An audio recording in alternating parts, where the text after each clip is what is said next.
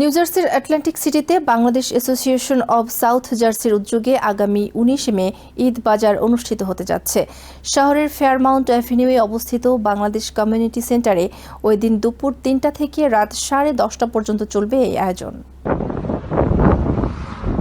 প্রবাসী বাংলাদেশিদের বিদেশের মাটিতে দেশীয় ঈদের আমেজ দিতেই বিএসজির এই ঈদ বাজারের আয়োজন। পবিত্র ঈদ উল আজহা উপলক্ষে আয়োজিত এই বাজারে থাকছে বাংলাদেশ, ভারত ও পাকিস্তানের ব্যবসায়ীদের বাহারি পণ্যের সমাহার। এখানে পাওয়া যাবে শাড়ি, সালোয়ার কামিজ সহ মেয়েদের আধুনিক পোশাক, পুরুষদের পাঞ্জাবি, শিশুদের পোশাক, আকর্ষণীয় অলংকার ও খেলনা।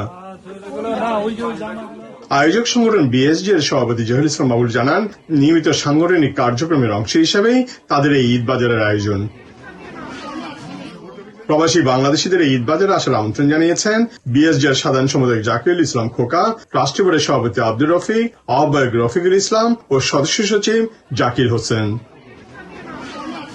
Subrata Chowdhury, TVN 24, Atlantic city, new jersey, America. New York থেকে সম্প্রচারিত টিভিএন 24 টেলিভিশন বিশ্বজুড়ে বাঙালির কণ্ঠস্বর।